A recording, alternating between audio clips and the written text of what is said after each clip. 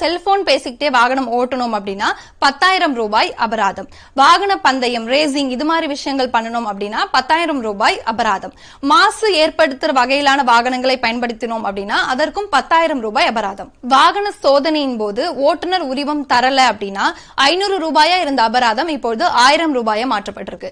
அதே மாதிரி உங்களோட லைசன்ஸை நீங்க ரெனிவல் பண்ணல, அதாவது புதுப்பிக்கல அப்படின்னாலும் அதற்கான அபராதம் 500 ரூபாயிலிருந்து 1000 ரூபாயாக மாற்றப்பட்டிருக்கு. அது மாதிரி பதிவு செய்யப்படாத வாகனங்களை நீங்க ஓட்டுனீங்க அப்படின்னா அதற்கு 5000 ரூபாய் அபராதம். சாலையில தேவையில்லாம ஹாரன் அடிச்சோம் அப்படின்னா அதுக்கு 2000 ரூபாய் அபராதம்.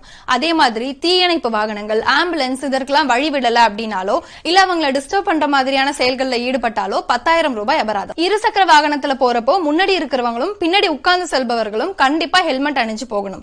அப்படி இல்ல அப்படின்னா 2 பேருக்கும் தனித்தனியா 500 ரூபாய் அபராதம் விதிக்கப்படும்.